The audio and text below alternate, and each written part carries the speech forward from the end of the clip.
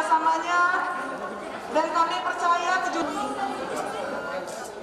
Dalam 2 pekan terakhir, situasi pandemi COVID-19 di Sumatera Selatan menunjukkan perbaikan. Terlihat dari sejumlah indikator, di antaranya penambahan kasus harian yang rata-rata di bawah 100 kasus per hari. Selain itu, kasus aktif saat ini kurang dari 200 kasus, dari sebelumnya sempat melampaui 10.000 kasus. Indikator lainnya tingkat keterisian rumah sakit atau BOR yang sebelumnya melampaui 70%, kini turun jauh menjadi sekitar 17%.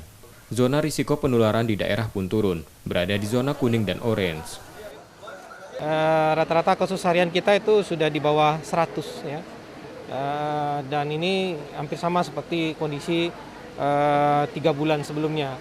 Kemudian juga kasus aktif kita dari 10.000 hampir 10.300 sebelumnya. Sekarang kasus aktif kita tinggal sekitar 1.800-an.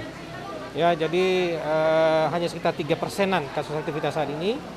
Dan kemudian juga BOR juga sudah sangat turun ya. Sampai kemarin datanya BOR rumah sakit itu sekitar 17%. Bandingkan ketika puncaknya kemarin itu sampai di atas 70% BOR rumah sakit. Situasi itu diharapkan terus berlanjut seiring bertambahnya cakupan vaksinasi dan meningkatnya kepatuhan protokol kesehatan. Cakupan vaksinasi terus bertambah menjadi 20,5% untuk dosis pertama dan 12,4% dosis kedua. Namun meningkatnya kesadaran warga untuk divaksin, percepatan vaksinasi kini terkendala stok vaksin yang terbatas. M. Rizky Nurmizan, Purwantoro, Kompas TV, Palembang, Sumatera Selatan.